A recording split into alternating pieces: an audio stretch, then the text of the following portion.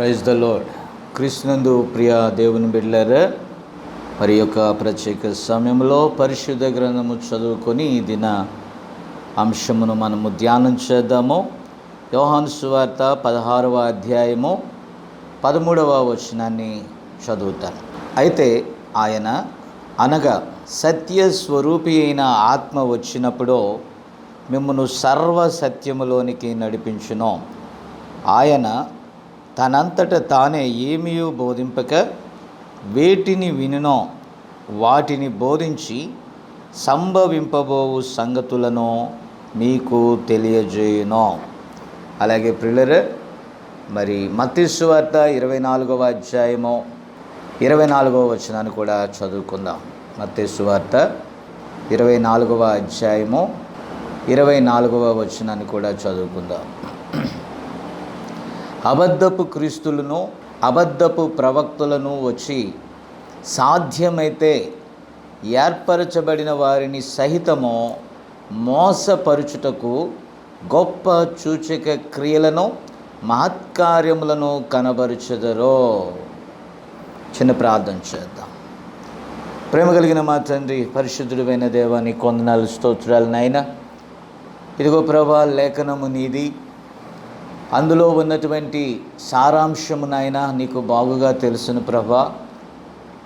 మానవులముగా మా స్వంత తెలివితేత, ఆలోచన చేత, మా జ్ఞానం చేత మేము చెప్తే దానివలన ఎలాంటి ప్రయోజనము ఉండదు ప్రభా. ఈ సమయంలో నీ పరిశుద్ధాత్మ మా మీదికి వచ్చినైనా ఇదిగో మా నోటిని ప్రభా నీ బూరగా, కేవలం నీ బూరగా వాడుకొని నాయనా నీ పిల్లలతో నాయనా ఇదిగో ప్రభ నీ జనాంగముతో మీరు మాట్లాడండి దేవా. నీకు స్తోత్రాలు. ఎందుకంటే నీవు మాట్లాడితే జీవం ఉంటుంది, నీవు మాట్లాడితే శక్తి ఉంటుంది, నీవు మాట్లాడితే వారి హృదయ అంతరంగంలోనికి వెళ్ళి నాయన వారిని పరిశోధిస్తుంది ప్రభా. ఆ రీతిగా నీవే ఈ సమయాన్ని తీసుకొని ప్రభా నీ బిడ్డలతో మీరు మాట్లాడి నాయన నీ బిడ్డలను నీకు అనుకూలమైన వారిగా, నీ సాక్షులుగా ప్రభా నీ రాకడలో ఎత్తబడుటకు కావలసిన సిద్ధపాటును పొందుకోవటానికి తగిన సూచనలను మీరు దయచేయమని కృపతో ప్రభా నీ దాసుని మరొక్కసారి జ్ఞాపకం చేసుకొని అభిషేకించి బలపరిచి నీవే వాడుకోమని, తద్వారా నీ నామానికి అధికమైన మహిమ కలుగజేసుకోమని యేసు నామమున అడుగుచున్నాను తండ్రి. Amen, amen. క్రీస్తునందు నా ప్రియమైనటువంటి దేవుని బిడ్డలారా, ఈ ప్రత్యేక సమయంలో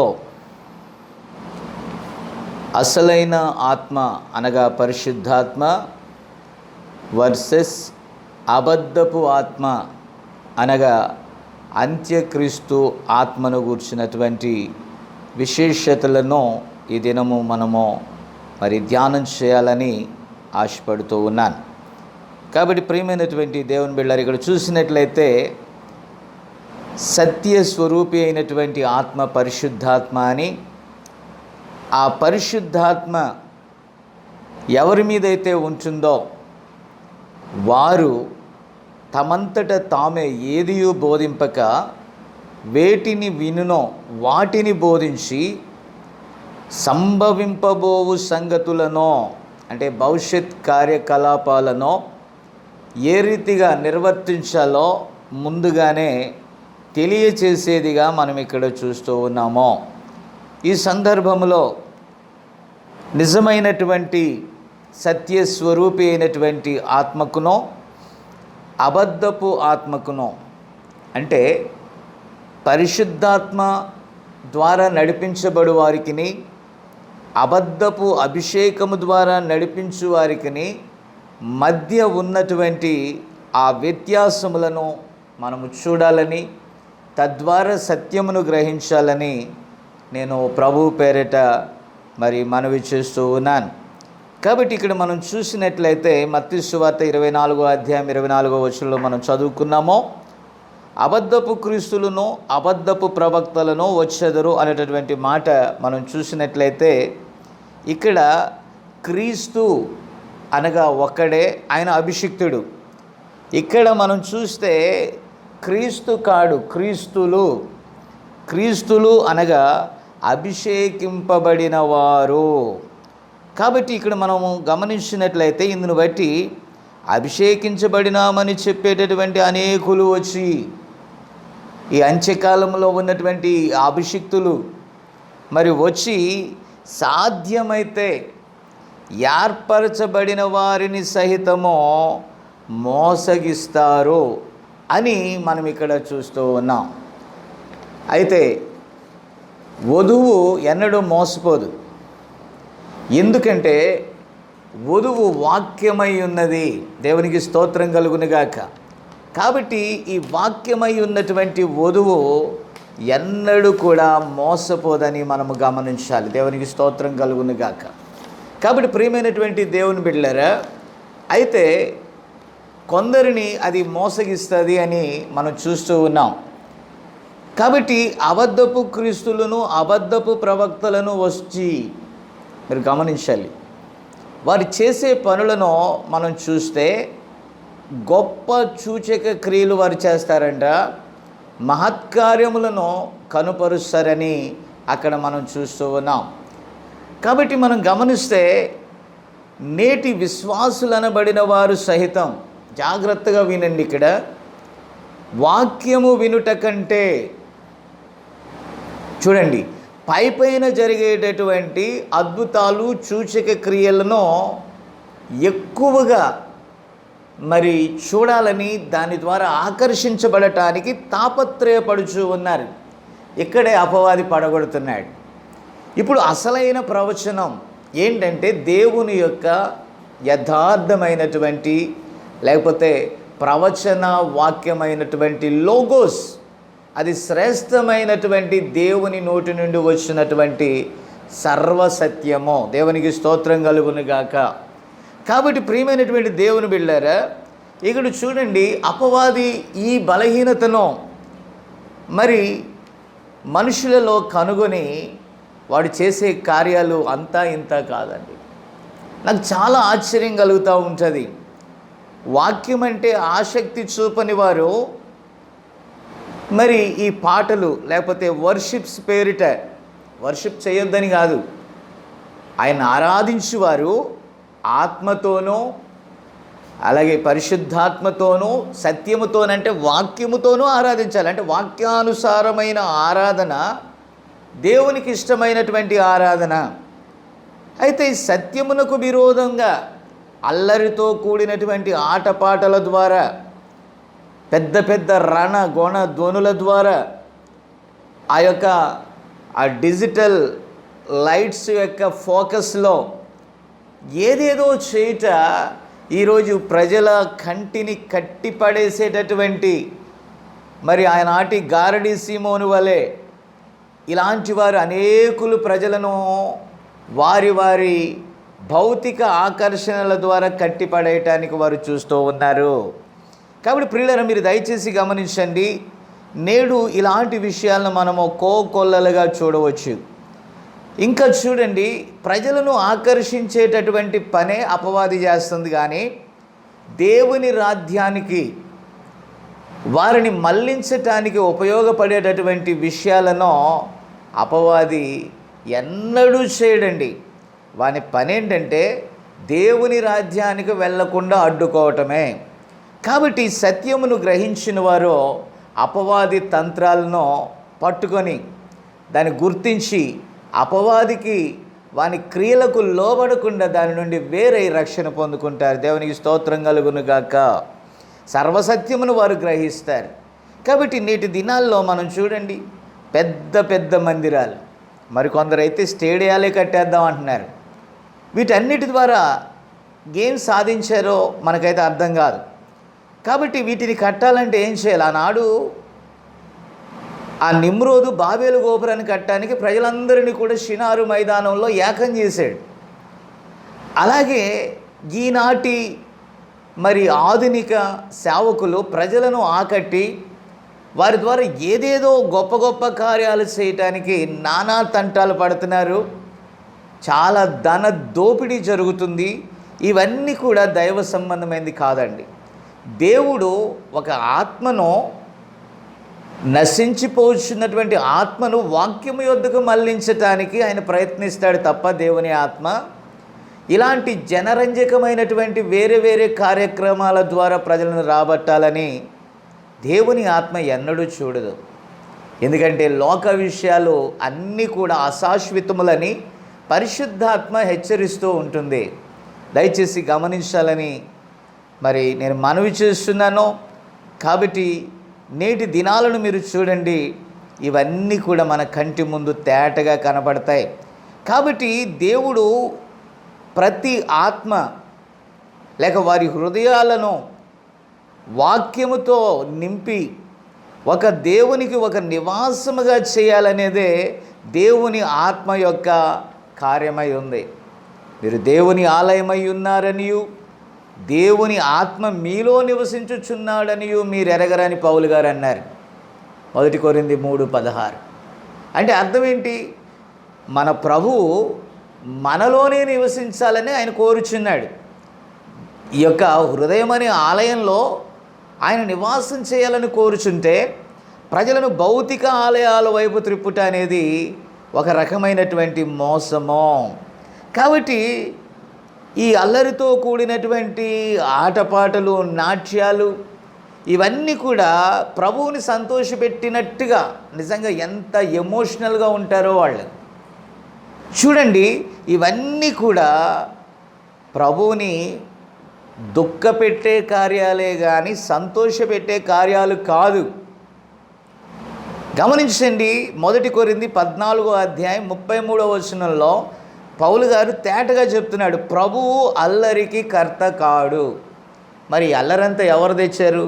ప్రభువు కాదక్కడ, దేవుని ఆత్మ కాదక్కడ, అది ఒక దురాత్మ చేసేటటువంటి కార్యం. మీరు ఒకసారి జ్ఞాపకం చేసుకోండి, మోషే ఆ సీనాయి పర్వతం మీద ఉన్నాడు. దేవుని ప్రజల కొరకు జీవవాక్యమును ఆ 2 పలకల మీద ఆజ్ఞలను మోసుకొని వస్తున్నాడు. అయితే క్రింద ఉన్నటువంటి ప్రజలు చేసినటువంటి పని ఏంటి? అక్కడ అహరోనును వారందరూ కూడా మరి ప్రోత్సాహపరిచి ఒక మరి దూడను తయారు చేసుకొని దాని పేరిట తినుచు త్రాగుచు మరి రకరకాలుగా నాట్యాలాడుచు, చూడండి, అసహ్యమైనటువంటి అన్యజనుల కార్యక్రమం అక్కడ చేస్తున్నప్పుడు దేవుడు కోపగించుకున్నాడండి. మోషే కూడా కోపగించుకున్నాడు. ఎందుకంటే మోషే దేవుని ప్రవక్త, దేవుని కన్ను. అది చూసినప్పుడు అతడు సహించలేకపోయాడు. ప్రియమైనటువంటి దేవుని బిడ్డలారా, అలాగే మీరు గమనిస్తే దేవుడు నిన్న నేడు నిరంతరము ఒక్కటే రీతిగా ఉన్నాడు. ఆయన మారడండి. చాలామంది ఆయన మారాడు, ఆయన ఈరోజు మనకు ప్రసన్నం అయిపోయాడు, మనం ప్రసన్నం చేసుకున్నాం ఈ కార్యక్రమాల ద్వారాని ఎందరో ఉప్పొంగుచున్నారు. No never. ఆ రోజు ఆయన దేన్నైతే అసహించుకున్నాడో ఈ రోజు కూడా ఆయన దాన్ని అసహించుకుంటాడో. ఆయన ఎన్నడూ కూడా తన స్వభావానికి విరుద్ధంగా ఎన్నడూ కూడా మారడు. ఎందుకు? ఆయన మనిషి కాదు, దేవుడండి. ఆయన సర్వ సృష్టికర్త. నీవు మారొచ్చు, కానీ దేవుడు మారడు. దేవునికి స్తోత్రం కలుగునుగాక.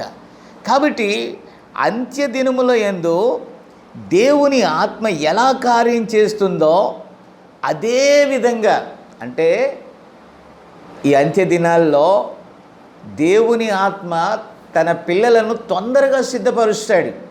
అలాగే అపవాది కూడా మరెక్కువగా మోసం చేసి వారిని దేవుని రాజ్య వారసులుగా కాకుండా తప్పించి వేయాలి. ఆనాడు ఏదేను తోటలో హవ్వను ఏ రీతిగానైతే మోసం చేశాడో అలాగే మోసం చేస్తూ మోసం వైపు త్రిప్పివేయటానికి అనేకులను ఈ మోసపుచ్చు ఆత్మ భ్రమపరుస్తూ ఉంది.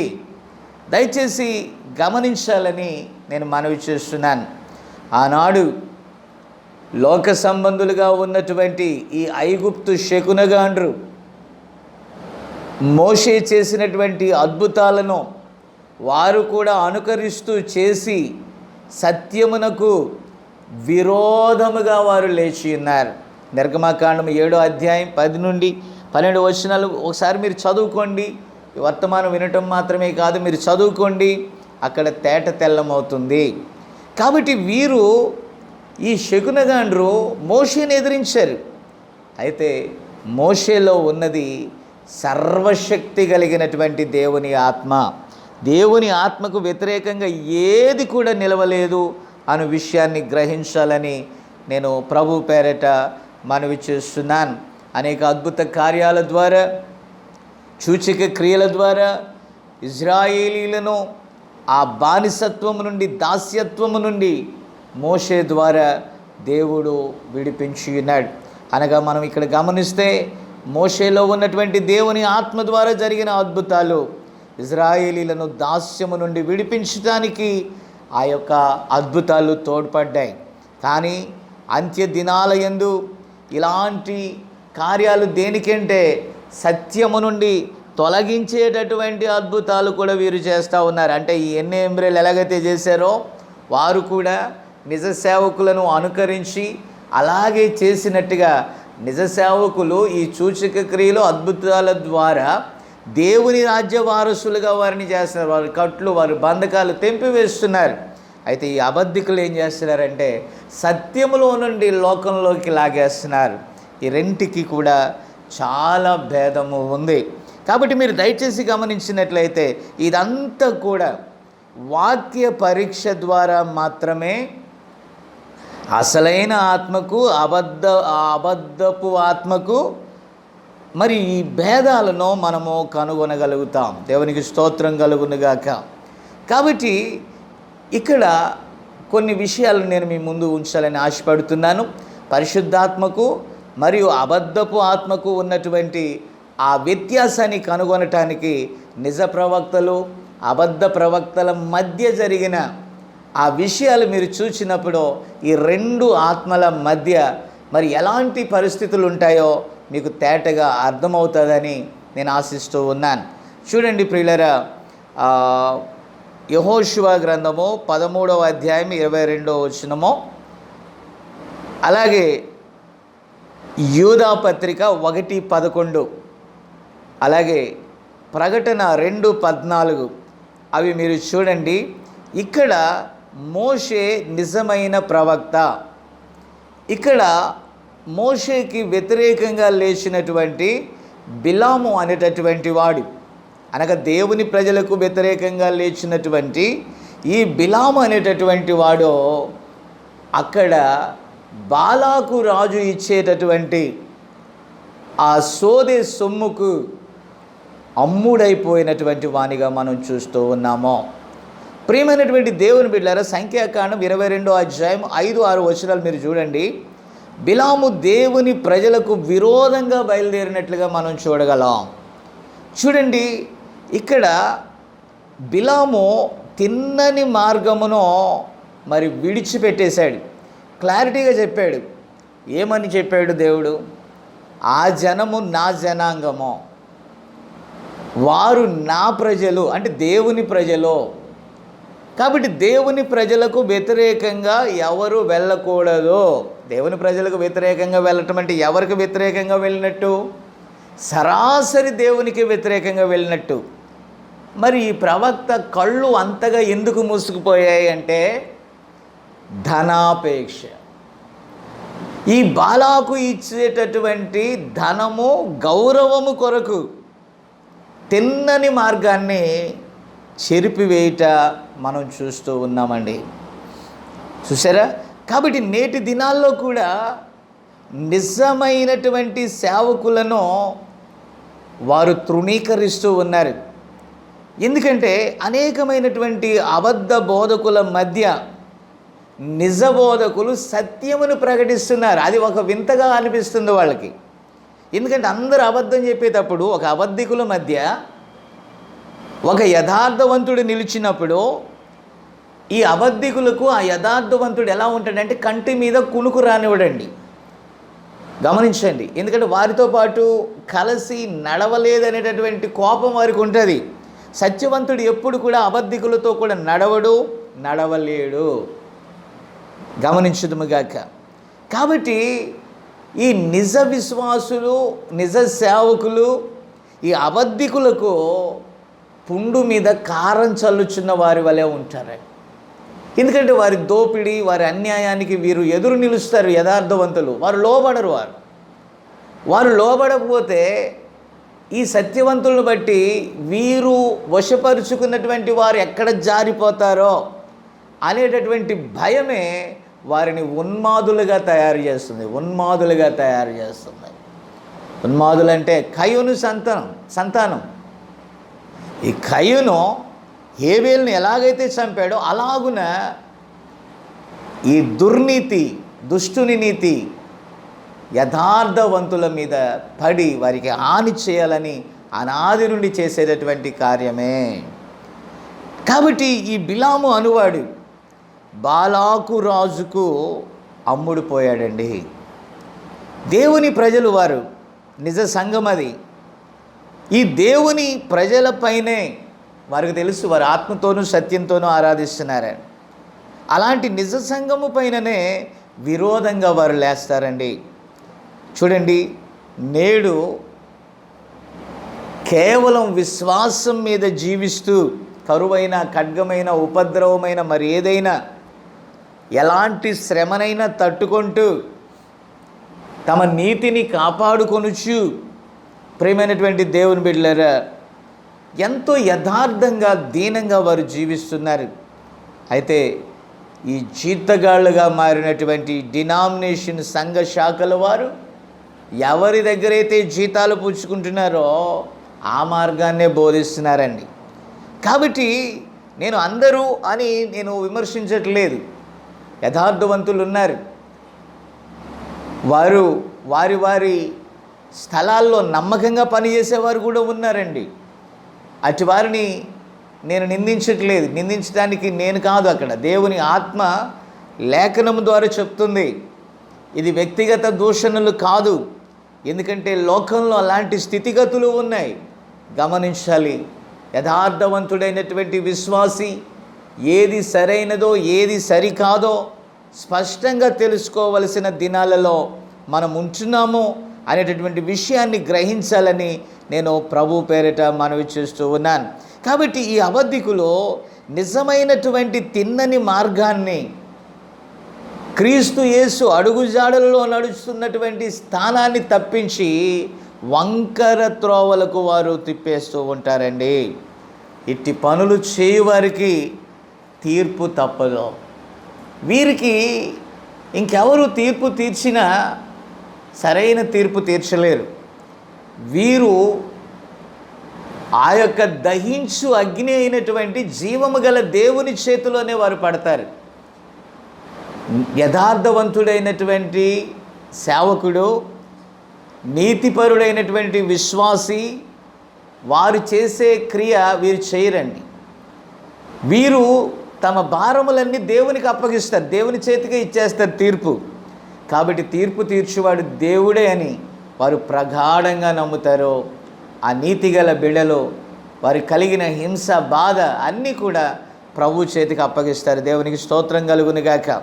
కాబట్టి ఇక్కడ మనం మోషేను చూస్తే ధనాపేక్ష లేనివాడండి. మోషే క్యారెక్టర్ చూడండి మీరు లేఖనం ప్రకారం.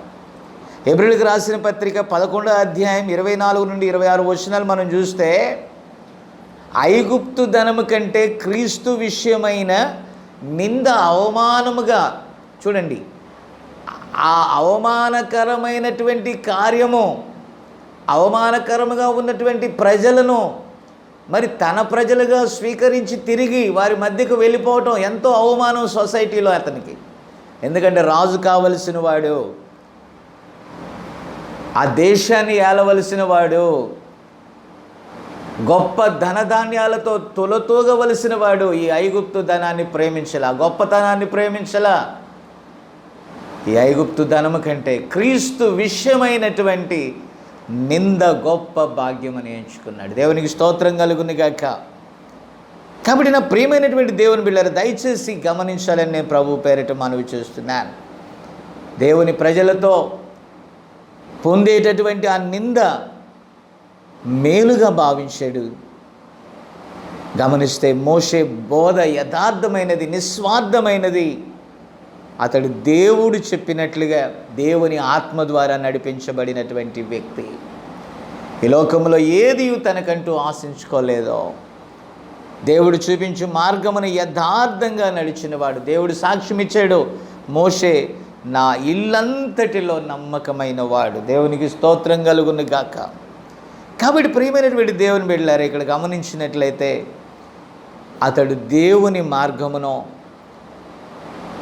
సరిగా చూసి ఆ ప్రజలను ఆ మార్గములో ఆయన నడిపించాడు. వారికి జీవవాక్యమును అనగా ధర్మశాస్త్రమును దేవుని యొద్ద నుండి తీసుకుని వచ్చి ఇచ్చాడండి. ఈ విధముగా దేవుని ఆత్మచేత నడిపించబడిన వాడు సమస్తమును విడిచి సత్య మార్గము వైపు నడుస్తూ అనేకులను నడిపించుటకు బహు ప్రయాసపడ్డాడు.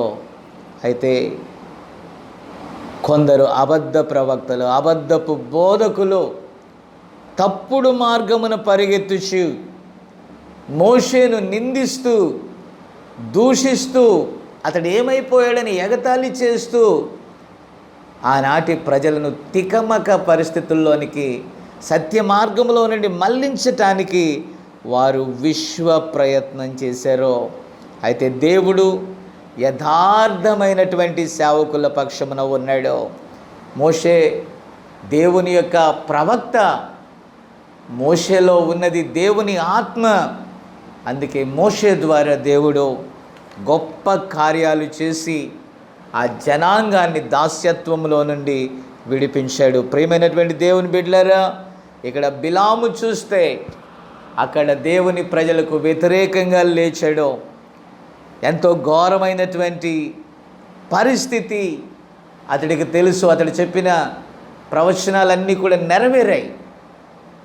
అయితే అతడు కొల్ల సొమ్ముకు, లేకపోతే ఆ బాలాకు రాజిచ్చేటటువంటి గిఫ్ట్స్కి అమ్ముడైపోయి దేవుని వాక్య వ్యతిరేక కార్యం చేయటానికి పూనుకున్నాడు. అంత మాత్రమే కాదండి, దయచేసి గమనించాలి, అక్కడ దేవుని ప్రజలు తప్పిపోయేటటువంటి సూచన చేశాడు. అక్రమమైనటువంటి పద్ధతిని వారికి మరి నేర్పాడు, తప్పుడు బోధ నేర్పాడు. బాలాకు దాని విధంగా దేవుని ప్రజలను మోసగించి ఎందరో నేల రాలిపోయేటట్టుగా దేవుని ఉగ్రత దేవుని ప్రజల మీదకి రావటానికి అతడు చేసిన ఆ తప్పుడు బోధే కారణం. అలాగే అతడు మధ్యంతరాన్ని దేవుని సేవకుల ద్వారా చంపబడ్డాడు. దేవునికి స్తోత్రం కలుగును గాక. కాబట్టి మోసము ఎప్పుడు కూడా గెలుపొందదో, ఏదో ఒక దినాన మోసము వాటమి పొందక తప్పదు.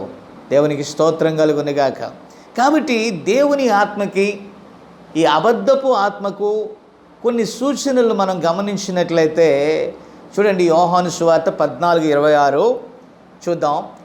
ఆదరణకర్త అనగా తండ్రి నా నామమున పంపబోవు పరిశుద్ధాత్మ సమస్తమును, పరిశుద్ధాత్మ చేసే పని చూడండి, సమస్తమును మీకు బోధించి నేను మీతో చెప్పిన సంగతులన్నిటినీ జ్ఞాపకం చేస్తుంది. అంటే ఏంటి? ఆ రాకడ సూచనలను తెలియజేస్తుంది. మనం ఇప్పుడు ఎక్కడున్నామో తెలియజేస్తుంది. కాబట్టి మనకు సమస్య వచ్చినప్పుడు దేవుని వాక్యములో నుండి ఆ వాగ్దానమును తీసుకొచ్చి మనల్ని ధైర్యపరిచి స్వస్థపడేటట్టుగా చేస్తుంది. మన ప్రార్థనలకు జయం వచ్చేటట్టుగా చేస్తుంది. యుక్తముగా ఎలా ప్రార్థన చేయాలో మనకు తెలియదు, కానీ ఉచ్చరింప శక్యము కానీ మూలుగులతో మన పక్షమున విజ్ఞాపన చేయటానికి దేవుని ఆత్మ మన పక్షమున నిలిచి పోరాడుతుంది. రోమా 8:26 మీరు చూడండి. కాబట్టి దేవుని ఆత్మ లోక వ్యవహారాల వైపు పరిగెత్తదో, దేవుని ఆత్మ దేవుని కార్యాల మీదకే మళ్ళనో మన మనస్సును తీసుకుని వెళ్ళి నిలబెడుతుంది. మనము సత్యవంతులమై ఉండాలని దేవుని ఆత్మ మనల్ని నడిపిస్తుంది. దేవునికి స్తోత్రం కలుగును గాక. ఏది సత్యం అంటే మనము యుగ యుగాలు జీవించేటటువంటి దేవుని రాజ్యమే సత్యము. దేవునికి స్తోత్రం. కాబట్టి ప్రియమైనటువంటి దేవుని బిడ్డలారా, ఆ యొక్క వాక్యపు వెలుగులో మనం నడుస్తూ వాక్యానుసారముగా జీవిస్తేనే దేవుని రాజ్యానికి హక్కుదారులమై ఉంటామని తెలియచేసేదే పరిశుద్ధాత్మ. అంత మాత్రమే కాదండి, పరిశుద్ధాత్మ పొందితే మనలో ఉన్న పిరికితనపు ఆత్మ పోతుంది. చూడండి, అపోస్తుల కార్యాలు 1:8, పరిశుద్ధాత్మ మీ మీదికి వచ్చినప్పుడు మీరు శక్తి నొందెదరు అంట. బూదిగంతముల వరకు వాక్యమును ప్రకటింపగలిగినటువంటి శక్తి గల దేవుని వాక్యము వారి నోటిలో ఉంది, వారి హృదయంలో ఉంది, వారి మీద నివాసం చేస్తుంది. నిజంగా చూస్తే 2 తిమోతి 1:7 దేవుడు మనకు శక్తియు ప్రేమయు, దయచేసి గమనించండి, ఇంద్రియ నిగ్రహములు గల ఆత్మను ఇచ్చినే కానీ పిరికితనము కలిగిన ఆత్మని ఇవ్వలేదు. పిరికితనము కలిగిన ఆత్మ, పిరికివారు దేవుని రాజ్యానికి వారసులు కారు. మనం జయించేవారం, లోకాన్ని జయించేవారు, లోకాశలను జయించేవారు, ఇంద్రియములను జయించేవారు, ప్రేమను ఎల్లప్పుడూ కాపాడుకునేటటువంటి వారు, నిగ్రహించుకునేటటువంటి శక్తి దేవుడు మనకిచ్చి ఉన్నాడు. కాబట్టి ప్రియమైనటువంటి దేవుని బిడ్డలారా, అదే దేవుని ఆత్మ యొక్క సూచన. ఇంకా మరి గమనిస్తే క్రీస్తు కొరకు వారు సాక్షులై ఉంటారు. వారు యెరూషలేములోను యూదయ సమరయ దేశముల యందంతటా, అంత మాత్రమే కాదండి, బూదిగంతముల వరకు దేవునికి వారు సాక్షులై ఉంటారని లేఖనము తేటగా చెప్పుచూ ఉన్నది. దేవునికి స్తోత్రం కలుగునుగాక. దేవుని వాక్యాన్ని మరి ఆ ప్రచురపరిచేటటువంటి క్రమములో వారు ఎన్ని కష్టములు వచ్చిననో వెనుతిరగరో, వారి శ్రమలో కూడా దేవుని వాక్యాన్ని ప్రకటిస్తారో. ప్రియులారా, ఇంకా చూస్తే వారు ఈ తరము వారికి మరి అపోస్తుల కార్యాలు 2:40 మనం చూస్తే ఈ తరము వారికి వేరై, ఈ తరము అన్న మాట అక్కడ ఉంటే వంకరముగా, అంటే సరైన మార్గాన్ని వంకర చేయువారు. అదేంటండి? ఆ సర్పము యొక్క మార్గం అది. కాబట్టి అలాంటి వారికి, ఈ వంకరైన వారికి వేరై ఉంటారని బైబిల్ చెప్తుంది. అంత మాత్రమే కాదండి, వారు చూచే క్రియలను, మహత్కార్యములను, అద్భుతాలు కూడా చేస్తారు. దేనికోసం? వాక్యాన్ని స్థిరపరచడానికి, లాభాల కోసం కాదు. హెబ్రీయులకు రాసిన పత్రిక 2:4 అలా ఉంది. ప్రియులారా, ఈ విధముగా వాక్యాన్ని స్థిరపరచటానికే దేవుడు అద్భుతాలు చేసేటటువంటి శక్తినిచ్చాడు. కాబట్టి ఇక్కడ గమనిస్తే మార్కు సువార్త 16:20 వారు వెనువెంట, వారు సువార్త ప్రకటిస్తుంటే వెనువెంట జరుగుచూ వచ్చినటువంటి సూచక క్రియల ద్వారా వారు చెప్పిన వాక్యము నిజము అని ఈ సూచక క్రియలు ధృవీకరించటానికి ప్రభు ఇచ్చాడు, అంతేగాని దుర్వినియోగపరుచుకోవటానికి కాదు. గమనించుదుముగాక. కాబట్టి ఎల్ల వేళల భక్తి ప్రేమలతో దేవుని చిత్తము నెరవేర్చుట కొరకు వారు పరిగెడతారో, వారు ఎన్ని కష్టాలు ఎదురైనా దేవుని ఆత్మచేతను మాత్రమే నడిపించబడటానికి వారు లోబడి ఉంటారో, వారు లోకానికి భయపడువారు కారు. వారు లోకమును జయించిన దేవుని కుమారులో దేవుని ఆత్మచేత ముద్రించబడిన వారు. దేవునికి స్తోత్రం కలుగునుగాక. వారు జయ క్రీస్తులో నుండి పునరుద్ధాన బలమును పొందుకున్నటువంటి వారండి. సామాన్యులు కాదు వీరు, భూమిని తలక్రిందులు చేయవారు. దేవునికి స్తోత్రం కలుగునుగాక. కానీ ఈ అబద్ధపు ఆత్మ గల వారిని మీరు చూస్తే వారి క్రియలు మనకు క్లియర్గా కనబడతాయి.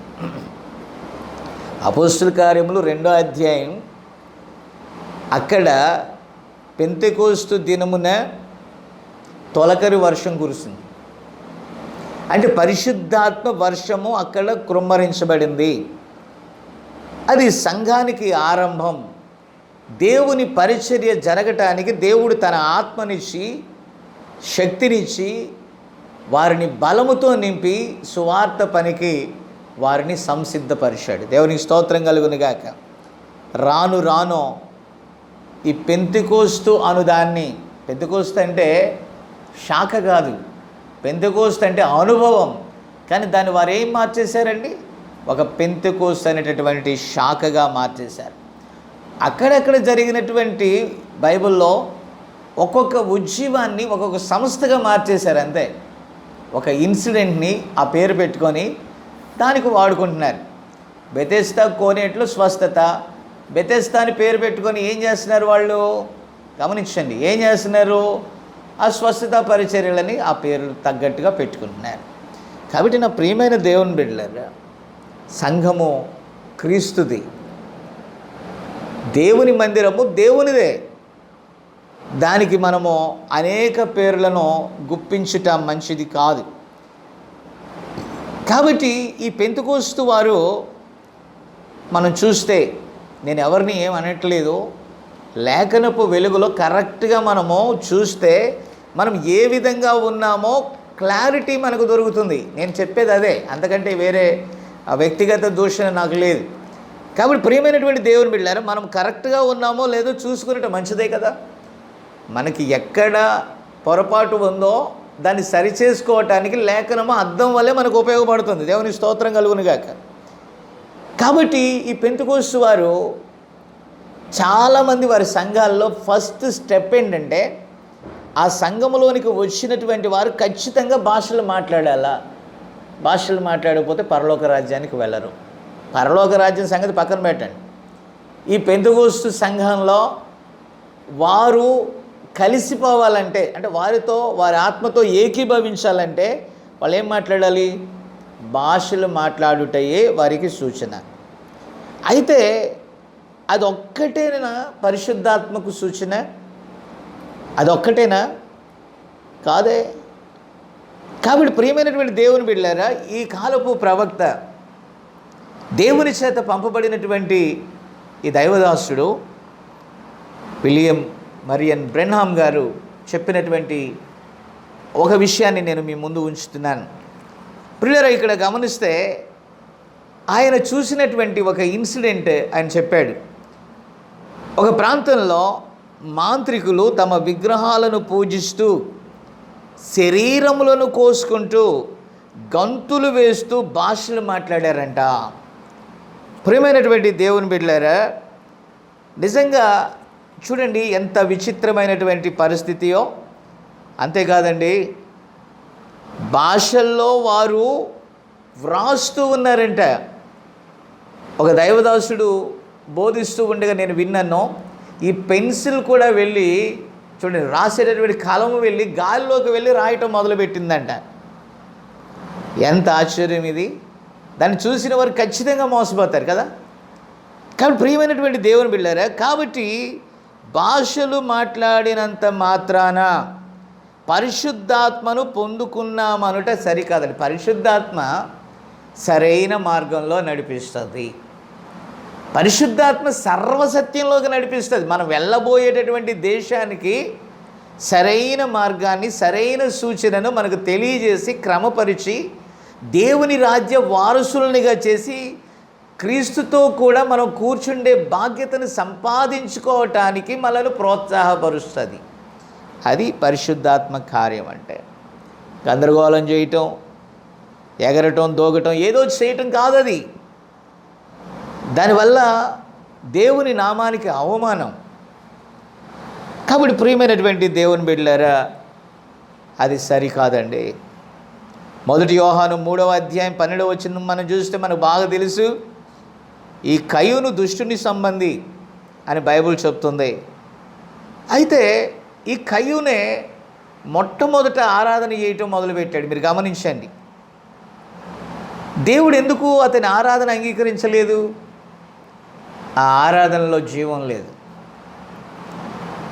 ఆ ఆరాధనలో రక్తం లేదు, అంటే ప్రత్యక్షత లేదు.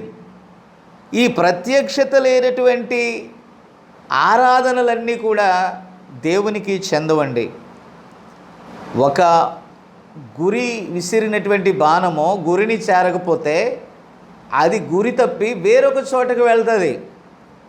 అలాగే సత్యము అనేటటువంటిది ఎరగకపోతే ఆ గురి తప్పి అది వేరొక మార్గానికి వెళ్ళిపోతుంది. తద్వారా మనకు ఎలాంటి ప్రయోజనం లేదు. మన శత్రువుని కొట్టకుండా మన గురి వేరొక దానికి వెళ్ళిపోతే నష్టమే జరుగుతుంది. గమనించుదురుగాక. కాబట్టి ప్రియమైనటువంటి దేవుని బిడ్డలారా, ఇక్కడ గమనిస్తే హేబేలు ప్రత్యక్షత గలవాడండి. కాబట్టి దేవునికి శ్రేష్టమైనది ఇవ్వాలని నమ్మాడు. ఎందుకని? దేవుడు ఉన్నాడని అతడు నమ్మాడు.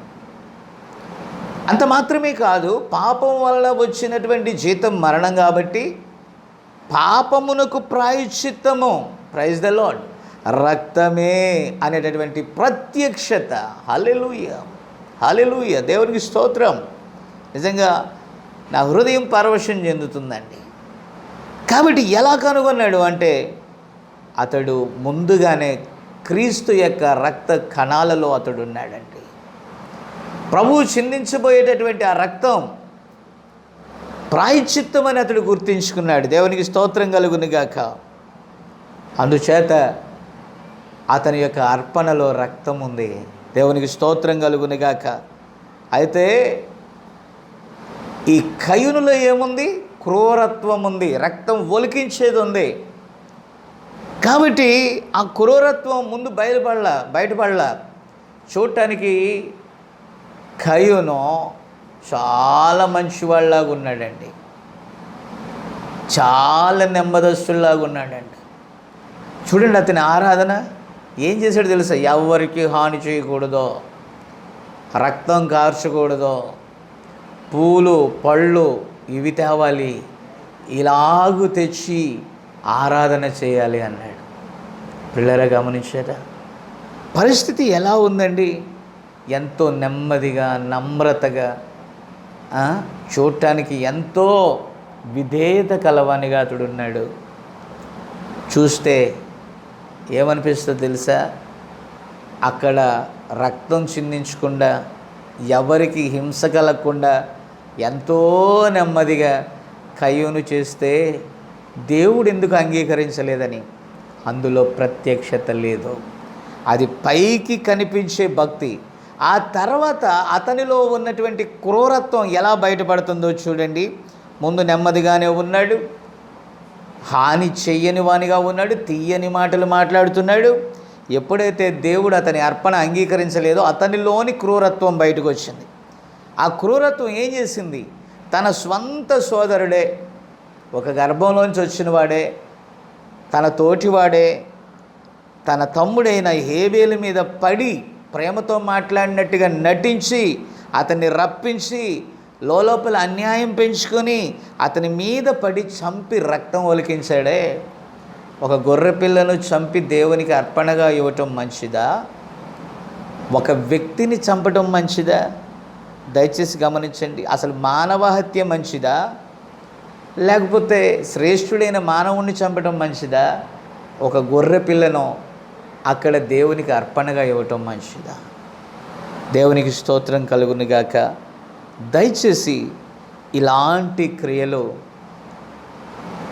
అక్కడ కయ్యూను సంబంధులు మంచివారిగా చేస్తున్నారు, కానీ వారిలో క్రూరత్వం ఉంది. ఒక సమయం వచ్చినప్పుడు వారిలోని క్రూరత్వం బయటికి వచ్చి మంచి క్రియలను నాశనం చేస్తుందండి. ప్రియమైనటువంటి దేవుని బిడ్డలారా, అది దుష్టుని యొక్క క్రియ. దానిని బట్టి వారి ఆత్మలు ఎలాంటివో మనం గ్రహించవచ్చు. ప్రియమైన దేవుని బిడ్డలారా, నిజముగా నేడు కయ్యూను వలె పైకి భక్తిగల వారి వలె నటిస్తూ దేవుని శక్తిని ఆశ్రయించని వారు కోకొల్లలుగా ఉన్నారు. అందుకే పౌలు గారు చెప్పాడు 2 తిమోతి 3:5 పైకి భక్తి గల వారి వలె ఉండి దాని శక్తిని ఆశ్రయించని వారు ఉన్నారంట. అయితే దేవుని వర్షము మత్తయి సువార్త 5:45 మనం చూస్తే అది మంచివారి మీదనో చెడ్డవారి మీదనో వర్షము కురియుచున్నట్టుగా ఉంటుందంట.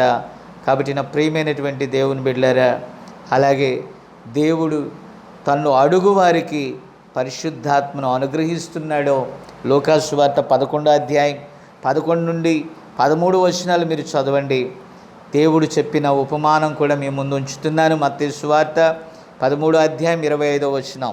కాబట్టి ప్రియులారా, ఇక్కడ ఈ విషయాన్ని మాత్రం చెప్పడానికి నేను ఆశపడుతున్నాను.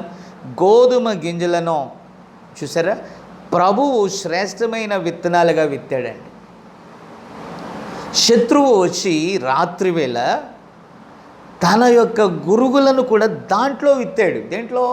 శ్రేష్టమైన విత్తనాల మధ్య. నేలను దున్నింది ఆ రైతు. కలుపు మొక్కలను తీసేసింది ఆ రైతు.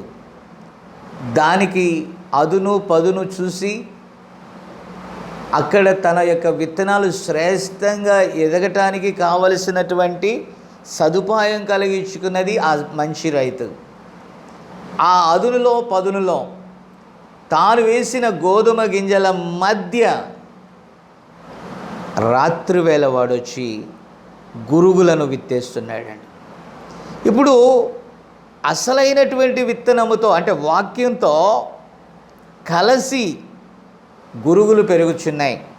అంటే సత్యవాక్యముతో కూడా కలిసి అబద్ధ సిద్ధాంతాలు అనేటటువంటి గురుగులు, ఈ రెండు ఆత్మలో ఒకే స్థలములో నుండి వెళ్ళటం మనం చూస్తున్నామండి. ఆ ఏదేనో తోట మధ్యలో రెండు వృక్షాలు ఉన్నాయి. ఒకటి దేవునిదైనటువంటి జీవవృక్షం, మరొకటి అబద్ధికునిదైనటువంటి మంచి చెడ్డ తెలివినిచ్చేటటువంటి నేటి నవనాగరికతకు సాదృశ్యమైనటువంటి వృక్షము. దాని పర్యవస్థానం ఏంటో తెలుసా? ఆ మంచి చెడ్డ తెలివినిచ్చే వృక్షఫలము యొక్క పర్యవస్థానం ఏంటంటే నాశనమే, హానియే, చూడండి నష్టమే మనము గమనించుదుముగాక.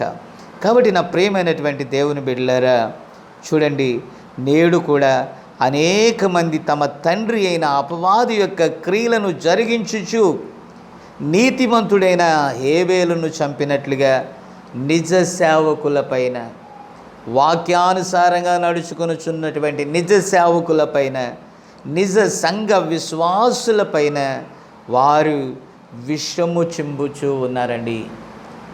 వారు కుట్రలు పన్నుచూ ఉన్నారండి, హాని చేయుచూ ఉన్నారండి. ఎవరు ఈ సంతానం? ఇది కయ్యూను సంతానం. ఖచ్చితంగా దుష్టుడైన కయ్యూను సంతానం, సర్ప సంతానం. ఎందుకంటే యోహాను సువార్త 8:44 మనం చూస్తే ఆది నుండి వాడు నరహంతకుడు. గుర్తుందా? లేఖనం చెప్తుంది ఆది నుండి వాడు నరహంతకుడు అని వ్రాయబడుచు ఉంది. అయితే దేవుని మూలముగా పుట్టిన వానిలో, చూడండి వాక్య మూలముగా పుట్టిన వానిలో ఆయన బీజం అనగా వాక్యము నిలుస్తుంది కనుక అతడు పాపం చేయడండి, పాపం చేయజాలడు. దయచేసి గమనించండి. ఇందును బట్టే సత్య సంబంధమైనది ఏదో అబద్ధమైనది ఏదో తేటగా మనకు తెలియపరచబడుచు ఉంది. దేవునికి స్తోత్రం కలుగునుగాక. కాబట్టి నా ప్రియమైన దేవుని బిడ్డలారా, ఇక్కడ మనం చూసినట్లయితే యోహాను సువార్త 1వ అధ్యాయం 29 నుండి 33 వచనాల వరకు మనం చూస్తే బాప్తిజం ఇచ్చేటటువంటి యోహాను యేసుక్రీస్తును ఒక గొర్రెపిల్లగా పోల్చాడు. కాబట్టి ప్రియులారా ఇక్కడ గమనించండి, జాగ్రత్తగా మనం చూస్తే ఈ యొక్క గొర్రెపిల్ల యేసుక్రీస్తుగా మనం చూస్తున్నాం. ఆయన బాప్తిజం పొందిన వెంటనే ఆయన మీద పావుర ఆకారంలో పరిశుద్ధాత్మ దిగి వచ్చినట్లుగా లేఖనం చెప్తుంది. కాబట్టి ప్రియులారా ఇచ్చడి మనం గమనిస్తే యేసుక్రీస్తును మనము గొర్రెతో పోల్చినప్పుడు, అంటే ఇక్కడ యోహాను అంటున్నాడు లోక పాపమును మోసుకొని పోవు దేవుని గొర్రెపిల్లని. అక్కడ ఏం వ్రాలింది అని అంటే పరిశుద్ధాత్మ అక్కడ పావుర రూపంలో వ్రాలింది. పావురం కాదు, పావురము వలె. దేవునికి స్తోత్రం కలుగును గాక. అది గుణాన్ని తెలియజేస్తుంది. చాలామంది పావురపు బొమ్మలు పెడుతున్నారు. That is not good. కాబట్టి ప్రియులరా ఇక్కడ గమనిస్తే పావురపు లక్షణం, అక్కడ పావురంలో చేదు లేదు, పావురంలో మురికి లేదు, దాని రెక్కల మీద ఒక నూనె లాంటి పదార్థం ఉంటుంది. ఏ మట్టి వచ్చినా కూడా ఆ పదార్థం ఏం చేస్తుందంటే క్లీన్ చేస్తూ ఉంటుంది అన్నమాట. అలాగే పరిశుద్ధులు ఈ లోకంలో, ఆ మురికి లోకంలో వారు జీవిస్తూ ఉన్న ఆ మురికి వారికి అంటదు. వారిలోని పరిశుద్ధాత్మ దాన్ని నెట్టివేస్తూ ఉంటుంది. దేవునికి స్తోత్రం కలుగును గాక. అయితే నేను చెప్పేది ఇక్కడ చూడండి, ఫెలోషిప్. గొర్రెపిల్ల వంటి వాక్య సంబంధి అయితేనే, గొర్రె ఎవరికి హాని చేయదు. ఈ గొర్రె వంటి వాక్య సంబంధి అయితేనే వారి మీద పరిశుద్ధాత్మ ఉంటుంది. కాబట్టి ఇక్కడ మనం గమనిస్తే ఎచ్చటైన గొర్రె ఒకరి మీద పడి కరవటమో, చీల్చేయటమో, త్రొక్కివేయటమో ఇలాంటి కార్యము ఎన్నడూ చేయదు. దాని లక్షణంలో అది లేదు. కాబట్టి ప్రియమైనటువంటి దేవుని బిడ్డలారా, అది ఎల్లప్పుడూ కూడా గొర్రె తన కాపరి యొక్క స్వరము విని చక్కగా వెంబడిస్తుంది. కాబట్టి ప్రియమైనటువంటి దేవుని బిడ్డలారా, ఇక్కడ చూడండి, ఈ గొర్రె వాక్యం అండి. అది ఎంతో మృదువైనది, ప్రేమగలది, దయగలది. అది ఎన్నడూ హాని చేయనటువంటి స్వభావము గలది. అందుచేతనే పరిశుద్ధాత్మ ఆ యొక్క గొర్రె మీద నిలుస్తుంది. కానీ చాలామంది ఉంటారు లోకంలో, గొర్రె చర్మము కప్పుకున్నటువంటి తోడేళ్ల వంటి వారు. ఇట్టి దుష్ట స్వభావం కలవారిపైన పరిశుద్ధాత్మ ఎట్లు నిలవగలదో గమనించండి. పావురము మృదు స్వభావం గలది, గొర్రె కూడా నెమ్మది గలది. ఈ రెంటికి సహవాసం చక్కగా సరిపోతుంది. అలాగే మన వాక్య సంబంధులమైతే పరిశుద్ధాత్మ మన మీద నిలిచి ఉంటుంది. మనలో తోడేళ్ళు వంటి స్వభావం ఉంటే, హాని చేసే స్వభావం ఉంటే, మేము పరిశుద్ధులమో, మేము దేవుని పిల్లలమో, మేము ఆత్మ సంబంధులమే అంటే ఎలా సాధ్యం? అది సాధ్యం కాదు. అది అబద్ధం, అది మోసం, క్లారిటీగా అర్థమైపోతుంది. కాబట్టి నా ప్రియమైనటువంటి దేవుని బిడ్డలారా, ఇక్కడ గొర్రెకు పావురానికి ఏకత్వం ఉంటుంది, కానీ తోడేలకి పావురానికి ఎప్పుడు కూడా ఏకత్వం ఉండదు. ఎవరిలో అయితే దుష్ట స్వభావం కనపడిందో, తోడేలు వంటి స్వభావం కనపడిందో, వెంటనే పావురం ఎగిరిపోద్ది, అక్కడ ఉండలేదండి. కాబట్టి ఎన్ని చెడ్డ కార్యాలు చేసినా, ఎలా జీవించినా, నేను ఆత్మ సంబంధిని, దైవ సంబంధినే, నేను కూడా వాక్యం చెప్తాను, నేను కూడా సేవకుడిని అంటే దేవుని ఆత్మ ఒప్పుకోదు. లోకం ఒప్పుకుంటుందేమో, అలాంటి స్వభావం గలవారు ఒప్పుకుంటారేమో. పావురం అక్కడ ఉండదు, పరిశుద్ధాత్మ అక్కడ ఉండదండి. కాబట్టి ప్రియమైనటువంటి దేవుని బిడ్డలారా, అబద్ధ ప్రవక్తలు ఆనాడు ప్రజల్లో ఉన్నట్టుగా ఈరోజు కూడా ఉన్నారు. ఎందుకంటే పేతురు చెప్తున్నాడు, అబద్ధ ప్రవక్తలు ఉన్నారు అని. అటువలనే మీలో కూడా అబద్ధ బోధకులు ఉంటారు అని చెప్పాడు. మీరేం చేస్తారో తెలుసా? తమ్మును కొనిన ప్రభువును కూడా విసర్జించుచు, జాగ్రత్తగా వినండి, తమ్మును కొనిన ప్రభువును కూడా విసర్జించుచు తమకు తామే శీఘ్రముగా నాశనము కలుగజేసుకొనుచు నాశనకరమగు భిన్నాభిప్రాయములను రహస్యంగా బోధిస్తారు. అంటే లోపల అది చేస్తారండి. బిలాం చేసిన బోధ ఏంటి? సత్య సంబంధమైనటువంటి మాట ఏంటంటే, వారు దేవుని ప్రజలు, ఆ ప్రజలకు వ్యతిరేకంగా నువ్వేం చేయొద్దు, దానికి వ్యతిరేక ప్రవచనం నువ్వు చెప్పొద్దు. నిజమే, బిలాం చెప్పలా. కానీ వారు తప్పిపోయే మార్గం చూపించాడండి. మీ స్త్రీలను వారి యొద్దకు పంపండి, మీ సభలకు వారిని పిలవండి, మీ సభలకు వారిని పిలవండి. కొన్ని రోజులైన తర్వాత వారు మీతో వ్యభిచారం చేస్తారు. అంటే అర్థం ఏంటంటే, ఈరోజు సత్య సంబంధులు ఈ గడియ యొక్క వర్తమానం మేము కలిగి ఉన్నామని చెప్పుచున్న వారు కూడా ఆ యొక్క సంఘశాఖల వారి పద్ధతుల్లోనే కార్యక్రమాలు నిర్వహిస్తున్నారు. ఏ ఎండకు ఆ గొడుగు పడుతున్నారు అంటే మోసపోయినట్టే కదా. ప్రతి కాలములో కూడా, ప్రతి సంఘ కాలములో కూడా పిల్లరా, అపవాది కొందరిని మోసం చేస్తూనే ఉంది. అలాగే మరి ఈ అంత్య దినాల్లో కూడా అపవాది ఆ రీతిగానే మోసం చేస్తుంది, ఆకర్షిస్తుంది, లోక సంబంధమైన విషయాలలోనికి లాగుతుంది, తద్వారా నాశనం వైపు తీసుకొని వెళ్ళిపోతుంది. అలాగే అక్కడ నిజమైనటువంటి విశ్వాసులను, లేకుంటే ఆ ఇశ్రాయేలీలను ఆ తప్పుడు త్రోవకు వారు రహస్యంగా మరి మంతనాలు జరిపి లాగేశారు. ఈరోజు కూడా చాలామంది వాక్యం వింటారు. నేను అనుకుంటాను, నిజంగా వాక్యానుసారంగానే వారు జీవిస్తున్నారు, వాక్యానుసారంగానే వారు ఉంటున్నారు. కాబట్టి వీరు నిజంగా ఆత్మ సంబంధులని కొన్నిసార్లు అనుకోగానే ప్రజల యొక్క ఆకర్షణలో పడి అతి వేగంగా విడిచిపెట్టి వారితో కలిసి అప్పటిదాకా అంత వాక్యం విని వారితో కలిసి, అంటే అబద్ధికులతో కలిసి యథార్థమైన వారిని మళ్ళా దూషించటం మొదలు పెడతారు. యూదా ఇస్కరియోతు యేసుక్రీస్తుతో కూడా ఉండి తర్వాత 30 వెండి నాణెములకు ఆశించి ఏం చేశాడు? ప్రభువునే అమ్మేశాడు. మీరు గమనించారా? ప్రభు అన్నాడు, అట్టివాడు పుట్టకుండుట, పుట్టి ఉండకపోతే మేలు అన్నాడు. అభ్యంతరములు రాకపోవు కానీ ఎవని వలన అభ్యంతరం వస్తుందో వానికి శ్రమ. ఏం సాధించాడు? ఉరి వేసుకుని చచ్చాడు. నిజంగా ఈ అబద్ధికుల యొక్క అంతం అలాగే ఉంటుంది ప్రియులరా. తర్వాత మనం దాని విషయం చూద్దాము. కాబట్టి ప్రియులరా, ఇక్కడ వారి యొక్క క్రియలు క్లియర్గా బహిర్గతం అవుతాయి. కాబట్టి అనేకులు వారి యొక్క పోకిరి చేష్టలను అనుసరించి నడుస్తారు. వారు నిజంగా దైవ సంబంధులమని మందిరంలో కనబడతారు, బయట వారి విషయాలన్నీ పోకిరి చేష్టలే. గమనించండి, వీరిని బట్టి సత్య మార్గము దూషించబడుతుంది. నిజంగా అన్యజనులు క్రీస్తును, క్రీస్తు సేవకులను వ్యతిరేకించడానికి గల కారణం ఏంటో తెలుసా? ఈ క్రైస్తవులు అనబడిన వారి యొక్క క్రియలు లోకములో ఉన్న వారి కంటే చెడ్డగా ఉన్నాయి. అందుచేతనే దేవుని నామం అవమానపరచబడుతుంది. జాగ్రత్త.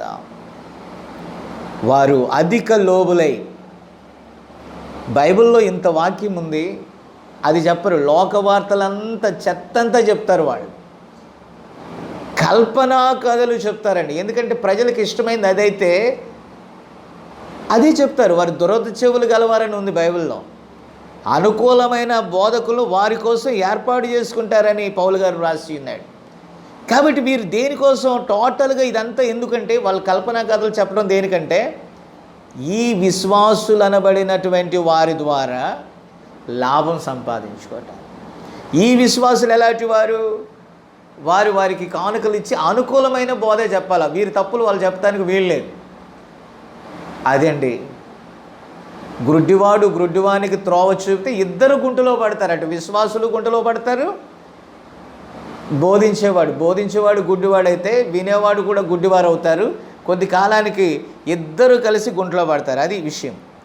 కాబట్టి ప్రియమైనటువంటి దేవుని బిడ్డలారా, 2వ తెస్స 2వ అధ్యాయం 10 నుండి 12 వచనాలు మీరు చూస్తే, దుర్నీతిని పుట్టించు సమస్త మోసంతోను నశించుచున్న వారిలో సాతాను కనపరుచు బలమును అనుసరించి ఉండును.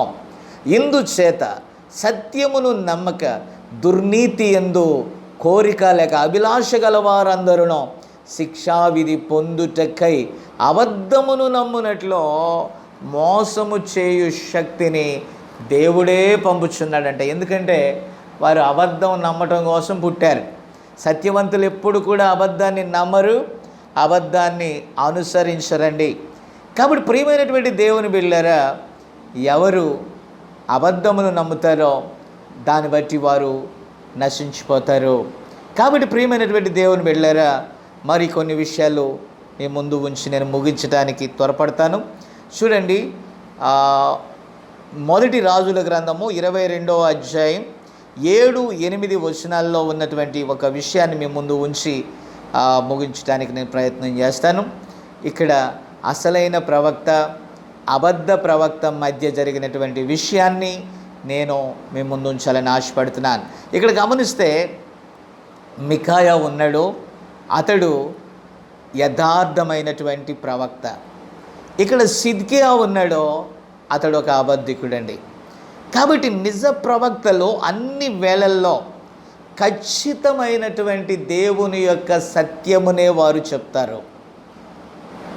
ఎదుటివారు ఎంత గొప్పవారైనా లేకపోతే ఘనులైనా, ఒకవేళ ఘనహీనులైనా ఆ వ్యత్యాసం వారికి కనపడదు.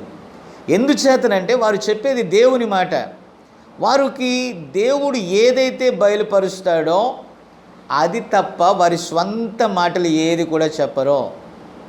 కాబట్టి ఈ మికాయా నిజము చెప్పినందున ఆనాటి రాజుకి, రాజ పరివారానికి, అక్కడున్న అబద్ధ ప్రవక్తలకు శత్రువైపోయాడు, ద్వేషించబడ్డాడండి.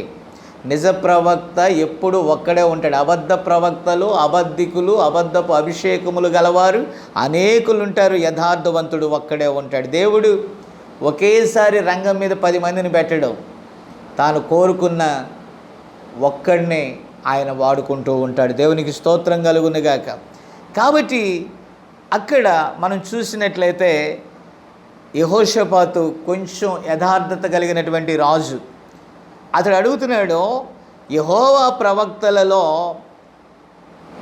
నిజమైన ఇంకా వీరు తప్ప, డౌట్ వచ్చింది, వీరు తప్ప ఇంకెవరు లేరా అని అడిగాడు. గమనించారా? అప్పుడు ఆహాబు ఎలా చెప్తున్నాడు చూడండి. మికాయా అను ఒకడున్నాడు, అతడు నన్ను గూర్చి మేలు ప్రకటించాడు. జాగ్రత్తగా గమనించండి. మేలు ప్రకటింపక కీడునే ప్రకటించును గనుక అతని యందు నాకు ద్వేషం. అతనికి ద్వేషం లేదు. మళ్ళా మికాయా ఉన్నది ఉన్నట్టుగా చెప్తాడు. నువ్వు యుద్ధానికి వెళ్ళావంటే సస్తావంటాడు. ఇతనికి ఏమో యుద్ధం చేయాలనే కాంక్ష, ఏదో సాధించాలని. చూడండి, వినాశకాల విపరీత బుద్ధి, చావు దగ్గర పడింది, చావు తెలివితేటలు ఎక్కువైపోతున్నాయి ఆయనకి. గమనించారా? కానీ ఇతడు సత్యమే చెప్తున్నాడు, నువ్వు పోతావు, సస్తావు అని. ప్రియమైనటువంటి దేవుని బిడ్డలారా, చూడండి, అబద్ధ ప్రవక్తలో ఇక్కడ ఆహాబు అన్న మాట మనం చూస్తే, అతడు నన్ను గూర్చి మేలు ప్రకటించడు, కీడే ప్రకటిస్తాడు అన్నాడు. ఎందుకు? ఉన్నది ఉన్నట్టే చెప్తాడు అని. ప్రియమైన దేవుని బిడ్డలారా, ఒక ప్రవక్త అంతకుముందు చెప్పినటువంటి యథార్థ ప్రవక్తకు ఎప్పుడు వ్యతిరేకంగా చెప్పడో.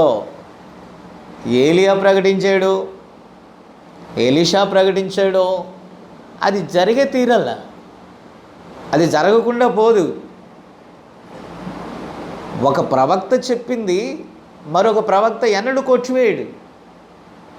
దేవుని మాట దేవుడే కొట్టివేయడు, దాన్ని నెరవేరుస్తాడు. దేవునికి స్తోత్రం కలుగునుగాక. అందుకని ఇతడు అంటున్నాడు, ఈ మికాయా అంటే నాకు ద్వేషం కలదు. ఎవరండి వీళ్ళు? ఈ అబద్ధికులకు సత్యవంతులంటే ద్వేషం. ఎందుకంటే వీరు కోరుకుంటారు, ఎందుకంటే వీరు దురద చెవులు గలవారు, అనుకూలమైన బోధకులు కావాలి వీళ్ళకి, కాబట్టి వీరి గురించి మేలే ప్రవచించాలని వారు కోరుకుంటారు.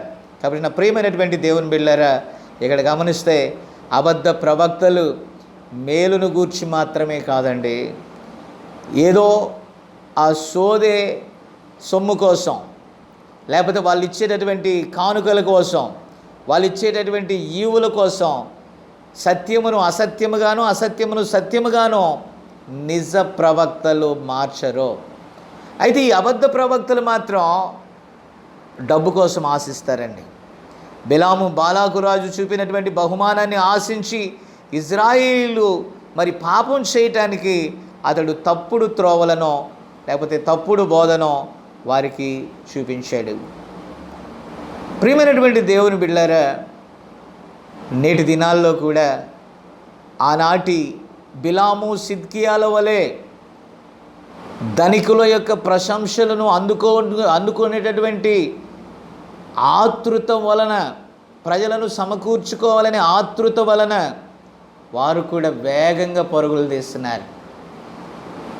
నిజ సేవకులను దూషిస్తూ వేగంగా పరుగులు తీస్తున్నారు. దయచేసి గమనించాలని నేను ప్రభు పేరిట మనవి చేస్తున్నాను. నిజ ప్రవక్త యగు మికాయాను పిలవబోయినటువంటి దూత ఇట్లా అన్నాడు, ప్రవక్తలందరూ ఏకముగా రాజుతో మంచి మాటలు పలుకుచున్నారు కనుక నీ మాట కూడా జాగ్రత్త. రాజుతో మాట్లాడుతున్నారు, పెద్ద ఆయన, ఈ దేశానికి రాజు కాబట్టి ఈ ఒక్కసారి అన్నట్టుగా నీ మాటను వారి మాటకు అనుకూలపరుచుము. 1 రాజులు 22:13. అందరూ ఒకటి చెప్తే నువ్వు ఎందుకయ్యా వ్యతిరేకంగా చెప్తావు? అందరూ ఒక దారిని వెళ్తుంటే నువ్వేంటయ్యా వేరొక దారి చెప్తావు? ఇది సత్యం అండి, అది అబద్ధం. నలుగురితో పాటు నరకానికి అంటే ఎందుకు వెళ్తారు సత్యవంతులు? సత్యమును నమ్మి స్వర్గానికి వెళ్తారు. దేవునికి స్తోత్రం కలుగునుగాక. కాబట్టి మంచి మాటలు చెప్తే తమ సమాజంలో వారిని గొప్పవారుగా చూస్తారని. అయితే అది వాక్యానుసారం కాదండి. ఈ విధంగా పలుకువారు ఎన్నడూ కూడా నిజ ప్రవక్తలు కాలేరు, అది నిజం. కాబట్టి ఇక్కడ గమనిస్తే మికాయా ఇచ్చినటువంటి జవాబు ఎలా ఉందో చూడండి. యెహోవా నాకు సెలవిచ్చినదేదో దానినే పలుకుదును. దేవునికి స్తోత్రం కలుగునుగాక. మొదటి రాజుల గ్రంథము 22వ అధ్యాయము 14వ వచనంలో. కాబట్టి ప్రియమైనటువంటి దేవుని బిడ్డలారా, జాగ్రత్తగా మనము గమనింపవలసిన వారమై ఉంటున్నాం. కాబట్టి ఇక్కడ మనం చూసినట్లయితే రక్తము వాడ్చకుండా కత్తి దూయువాడు శాపగ్రస్తుడని ప్రవక్త అయినటువంటి ఇర్మియా చెప్పాడు. చూడండి, ఇర్మియా గ్రంథం 48వ అధ్యాయం 10వ వచనం. దేవునికి స్తోత్రం కలుగునుగాక. రక్తము వాడ్చకుండా కత్తి దూయువాడు శాపగ్రస్తుడు. కాబట్టి ఆనాడు అపోస్తులైనటువంటి పేతురు, దయచేసి గమనించండి, యేసే క్రీస్తుని ప్రకటించుచు ఉన్నప్పుడు వారి హృదయాలలో పేతురు యొక్క మాట పొడవబడినప్పుడు వారు అడిగారు, మేమేం చేయాలి అని. అప్పుడు పేతురు అన్నాడు, ప్రభువైన యేసు క్రీస్తు నామమున బాప్తిజమం పొందమంటే 3,000 మంది బాప్తిజమం పొంది సంఘములో చేర్చబడ్డారు. కాబట్టి యథార్థవంతులు గాయమైనప్పటికీ కూడా సత్యమును అనుసరించి నడుస్తారో, కానీ అబద్ధికులు అబద్ధమును నమ్మి మోసపోతారు. కాబట్టి ప్రియమైనటువంటి దేవుని బిడ్డలారా, దయచేసి నేటి కాలంలో మనల్ని మనము జాగ్రత్తగా మరి పరీక్ష చేసుకుని ముందుకు సాగాలి. ఎందుకంటే మోసము లోకంలో అధికముగా ఉన్నది. దయచేసి గమనించుదుముగాక. క్రీస్తునందు ప్రియ దేవుని బిడ్డలారా, దయచేసి గమనించండి. ఈ అంత్య దినాలలో మనకు సరైన మాదిరి కావాలండి. ఒకటే మన మాదిరి, ఆయన ప్రభువైన యేసుక్రీస్తు. ఎందుకంటే ఆయన అడుగు జాడలే మనకు మాదిరి. మొదటి పేతురు 2వ అధ్యాయం మరి 21వ వచనంలో మనము చూడగలము. కాబట్టి ప్రియులారా, ఆయన పరిశుద్ధాత్మను పొందిన వెంటనే ఆత్మచేత మరి అరణ్యమునకు కొనిపోబడి 40 దినములు ఉపవాసం ఉండి అపవాదిని ఎదిరించి ప్రార్థన చేశాడు. వాక్యం ద్వారా ముప్పేట శోధనను ఎదుర్కొని వాక్య విజయాన్ని అక్కడ ప్రకటించాడు. ఎక్కడ కూడా అపవాది ఇచ్చిన ఆఫర్స్కి యేసుక్రీస్తు లొంగలేదండి. కాబట్టి అబద్ధికులు లొంగిపోతున్నారు, బిలాము లాంటి వారు లొంగిపోతున్నారు ప్రియులరా. అయితే యథార్థవంతులు ఎన్నడూ కూడా లొంగరు. ప్రభువైన యేసుక్రీస్తు సాతానును దాని యొక్క ఆశలను జయించాడో ఆయనే పరిపూర్ణముగా మనకు మాదిరి అయి ఉన్నాడు. దేవునికి స్తోత్రం కలుగునుగాక. అలాగే అపోస్తులైనటువంటి పౌలు గారు దేవుని ఆత్మచేత నడిపించబడిన వాడై అపవాదిని వాని యొక్క అనుచరులను ఎంతగానో ఎదిరించాడు. అంత మాత్రమే కాదు, తన లేఖల ద్వారా అలాంటి బోధలను ఖండిస్తూ సంఘాన్ని స్థిరపరిచాడు, బలపరిచాడు. దేవునికి స్తోత్రం కలుగునుగాక. కాబట్టి ప్రియమైనటువంటి దేవుని బిడ్డలారా, మనము పిల్లలమైతే వారసులమో, అనగా దేవుని వారసులమో, క్రీస్తుతో కూడా మహిమ పొందుటకు ఆయనతో కూడా శ్రమ పొందిన ఎడల క్రీస్తు తోడి వారసులమని అతడు వ్రాస్తూ ఉన్నాడు. మన ఎడల ప్రత్యక్షము కాబోవు మహిమ ఎదుట ఇప్పటి కాలపు శ్రమలు ఎన్నదగినవి కావు అని అతడు చెప్పాడు. రోమీయులకు రాసిన పత్రిక 8:16-18 వరకు మీరు చూడవచ్చు. ఈ విధముగా ఏనాడైతే దమస్కు మార్గంలో ప్రభువైన యేసుక్రీస్తును చూసినప్పటి నుండి ఆయన తన పరుగును మరి ప్రారంభించాడు. దేవునికి స్తోత్రం కలుగునుగాక. కాబట్టి ఇక్కడ గమనించినట్లయితే ఎన్నడూ కూడా తాను పొందినటువంటి దర్శనమునకు వ్యతిరేకంగా వెను తిరగలేదు. ఎన్నో శ్రమలు వచ్చాయి, ఎన్నో కష్టాలు వచ్చాయి, ఎన్నో దెబ్బలు, ముమ్మారు దెబ్బలు తిన్నాడు, ప్రమాదాలు, కపట సోదరుల వల్ల ఎన్నో ఇబ్బందులు ఎదుర్కొన్నా అతడు చెప్పిన సాక్ష్యం ఏంటో తెలుసా? నేను మంచి పోరాటము పోరాడి తిని. హల్లెలూయా! ఈ మాట నన్ను పరవశింపజేస్తుంది. మంచి పోరాటము పోరాడి తిని నా పరుగు కడముట్టించి తిని విశ్వాసమును కాపాడుకొంటిని. ఇక మీదట నా కొరకు నీతి కిరీటము ఉంచబడి ఉన్నదని అతడు చెప్పుట మనకెంతో ధైర్యాన్ని ఇస్తుంది ప్రియులరా. గమనించినట్లయితే, ఎందుకంటే మన గమ్యము దేవుని రాజ్యమే, మన పరుగు దేవుని రాజ్యం వైపే. దేవునికి స్తోత్రం కలుగును గాక. ఇంకా గమనిస్తే యోధా పత్రికలో కొన్ని మాటలు మనం చూడొచ్చు. 1వ అధ్యాయం 17-18 వచనాల్లో ఇక్కడ స్థితి ఎలా ఉందో చూడండి. అంత్యకాలమునందు తమ భక్తిహీనమైన దురాశల చొప్పున నడుచు పరిహాసకులుందురని మన ప్రభు అయిన యేసుక్రీస్తును అపోస్తులును పూర్వమందు మీతో చెప్పిన మాటలను జ్ఞాపకము చేసుకొనుడి. అట్టివారు ప్రకృతి సంబంధులను ఆత్మ లేని వారయ్యుండి, చూసారా, పరిశుద్ధాత్మను వారు నమ్మరు, ఆత్మ లేని వారయ్యుండి భేదములను కలగజేయుచున్నారు. చూడండి, వీరిని గూర్చి పేతురు ఏమంటున్నాడు చూసారా, వీరు నీళ్లు లేని బావులను పెనుగాలికి కొట్టుకొని పోవు మేఘములై ఉన్నారు, వీరి కొరకు గాఢాంధకారము భద్రము చేయబడి ఉన్నది. చూసారా, చూడండి ప్రియమైనటువంటి దేవుని బిడ్డలారా, ఎలాగనగా తన శరీరేచ్ఛలను బట్టి విత్తువాడు తన శరీరము నుండి క్షయమును పంట కోస్తాడు, అదే మరణం. ఆత్మను బట్టి విత్తువాడు ఆత్మ నుండి నిత్య జీవం అనేటటువంటి పంటను కోస్తాడని గలతీలకు రాసిన పత్రికలో మనం చూడగలం. 6వ అధ్యాయం 8, అలాగే గలతీ 5:16 నుండి 22 వరకు మీరు చూడండి. ఆత్మ ఫలములు మనలో ఉన్నట్లయితే మనం దేవుని పిల్లలం. ఆ ఆత్మ ఎలాంటిదో మనం తెలుసుకోవాలంటే ఫలములను బట్టి మనం కనుగోగలుగుతాం. చివరిగా ఆత్మ గలవారి ముగింపు ఎలా ఉంటుంది, దేవుని ఆత్మ చేత నడిపింపబడేటటువంటి వారి ముగింపు ఎలా ఉంటుంది, ఒక దురాత్మ ద్వారా, అబద్ధికుని ద్వారా, అబద్ధపు ఆత్మ ద్వారా నడిపించబడేటటువంటి వారి ముగింపు ఎలా ఉంటుందో చూసి ముగించేసుకుందాం. ఇక్కడ చూడండి, ఎఫెసీయులకు రాసిన పత్రిక 4వ అధ్యాయం 30వ వచనం. దేవుని పరిశుద్ధాత్మను దుఃఖపరచుకుడి, విమోచన దినం వరకు ఆయన యందు మీరు ముద్రింపబడి ఉన్నారు. పౌలు గారు ఒక మాట అంటున్నాడు గలతీలకు రాసిన పత్రిక 6వ అధ్యాయం 17వ వచనం. నేను యేసు యొక్క ముద్రలు నా శరీరమందు ధరించి ఉన్నాను, ఇక మీదట ఎవడు నన్ను శ్రమ పెట్టవద్దు. కాబట్టి ఆత్మచేత ముద్రింపబడిన వారిని మనం గమనించండి, ఎవడు ముట్టలేడు, అతడు తను భద్రం చేసుకుంటాడు. 1 యోహాను 5:18. కాబట్టి ఆత్మగలవారు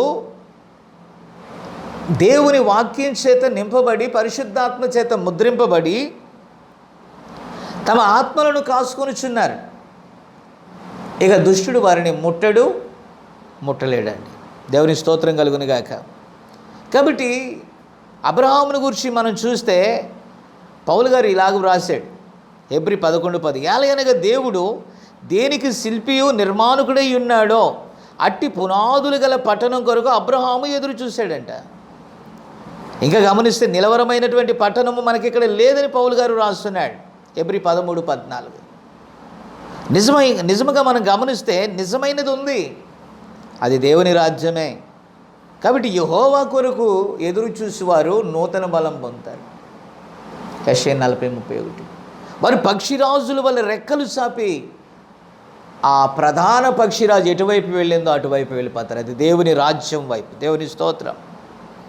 కాబట్టి క్రీస్తుతో కూడా లేపబడిన వారు, దేవుని యందు, ఆయన ఆత్మన యందు ముద్రించబడినటువంటి వారు, దేవునికి స్తోత్రం. కొలస 3:1 మీరు చదువుకోండి.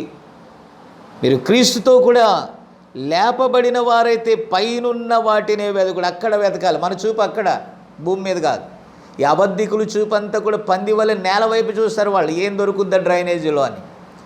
ఈ లోకమంతా వృధా అయినప్పుడు దేవుని పిల్లల కన్నులు ఎక్కడుండో, పక్షిరాజు కన్నులు వారివి, వారి కన్నులు పైనున్న వాటి మీదనే ఉంటాయండి. భూ సంబంధమైన వాటి మీద వారు మనస్సు పెట్టరు. అక్కడ వ్రాయబడి ఉంది, ఏలయనగా మీరు మృతి పొందితిరి, మీ జీవము క్రీస్తుతో కూడా. హల్లెలూయా, దేవునికి స్తోత్రం. యథార్థవంతుల యొక్క జీవం, వారి జీవితం, వారి బ్రతుకు, వారి ఆత్మ క్రీస్తులో దాచబడి ఉంది, ఆయన మహిమలో దాచబడి ఉంది.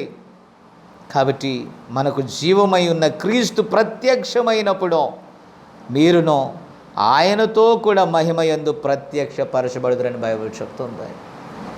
ఆయన ప్రత్యక్షమైనప్పుడు ఆయనతో పాటు, ఆయన సజీవుడు, ఆయన పిల్లలు కూడా సజీవులే. ఆయన 1000 ఏళ్ల పరిపాలనలో రాజ్యం వెళ్తాడు. ఆయనతో పాటు ఆయన పిల్లలు కూడా రాజ్యం వెళ్తారు. ఆయన మరణము లేని నిత్య జీవపు రాజ్యంలో వసిస్తే ఆయన పిల్లలు కూడా అక్కడే ఉంటారు, ఆయనతో పాటు ఉంటారు. దేవుని స్తోత్రం కలుగును గాక. దేవుని పిల్లలు వారి తండ్రి ఎక్కడుంటాడో వారితో పాటే, వారి తండ్రితో పాటే వారి యుగయుగాలు అక్కడ ఆనందిస్తారు. దేవునికి స్తోత్రం కలుగును గాక.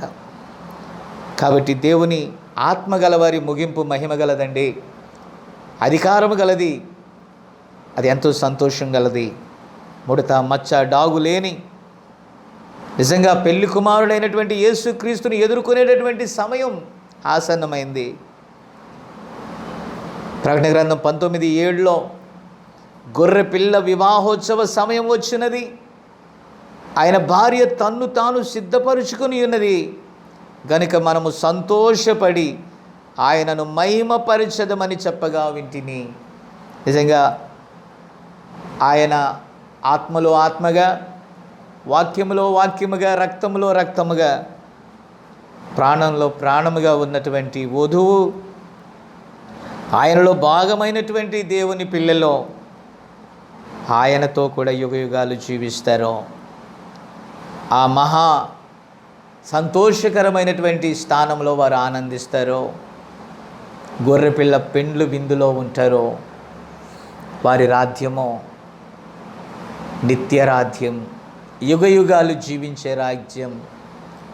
అక్కడ కన్నీరు ఉండదు, దుఃఖం ఉండదు, వ్యాధి ఉండదు, మరణం ఉండదు, ఎల్లప్పుడూ ఆనందమే. స్తుతి గీతాలాపన పాడుచు, క్రొత్త కీర్తన పాడుచు ప్రభువుని స్తుతిస్తూ ఆనందించే స్థలం. ఆహా, ఎంత మధురమైనది దేవుని పిల్లల యొక్క స్థానం.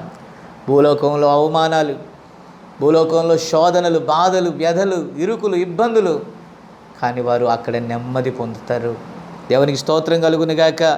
చివరికి ఇంకొక మాట, దేవుని ఆత్మ లేకుండా భూలోకాన్ని ఆశించి దేవుని సత్యవాక్యాన్ని త్రోసిపుచ్చి ఈ లోక ఈవుల కోసం పరిగెత్తినటువంటి బిలాము వంటి వారి జీవితం ఎలా ఉంటుందో తెలుసా? అందుకే నేను మొదట్లోనే చెప్పాను ఆ రెఫరెన్స్. యెహోషువ 13:22 మీరు చూస్తే వారి మరణమో విషాదకరమో.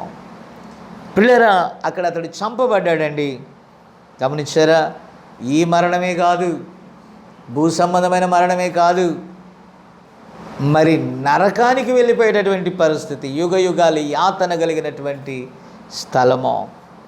ఇర్మియాను ఎదిరించినటువంటి అనన్య యొక్క ముగింపు మనం గమనిస్తే, అక్కడ నీవు కొయ్యకాడిని విరిచితివే, దానికి ప్రతిగా ఇనపకాడిని చేయించి తిని అని యెహోవా తానే సెలవిచ్చెను అని మరి ఈ ప్రవక్త చెప్పినప్పుడు, ప్రియమైనటువంటి దేవుని బిడ్డలారా, ఆ ఇర్మియా ద్వారా ఇనపకాడిని మోయలేక అబద్ధ ప్రవక్తయగు హనన్య ఆ సంవత్సరములోనే మరణమగునని తెలియజేశాడు.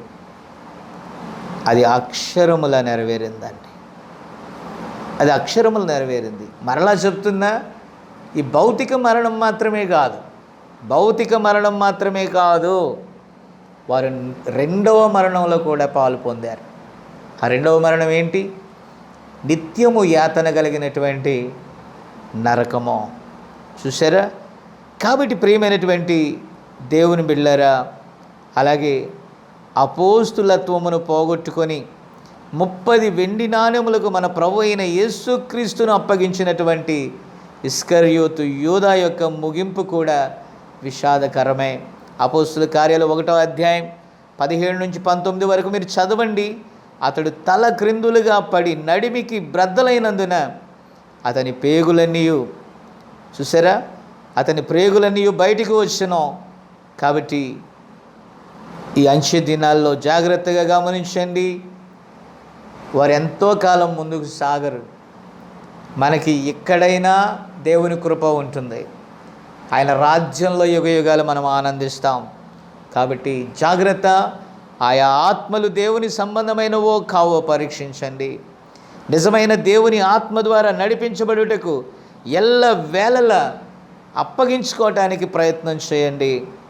దేవుడు తన ఆత్మ ద్వారా మనలను సర్వసత్యములోనికి నడిపిస్తాడో అట్టి కృప ప్రభు ఈ వాక్యమును వినుచున్న యథార్థవంతులకు అనుగ్రహించునుగాక. ప్రార్థన చేద్దాం. ప్రేమ కలిగిన మా తండ్రి, కృప కలిగిన దేవా, నీకు స్తోత్రాలు.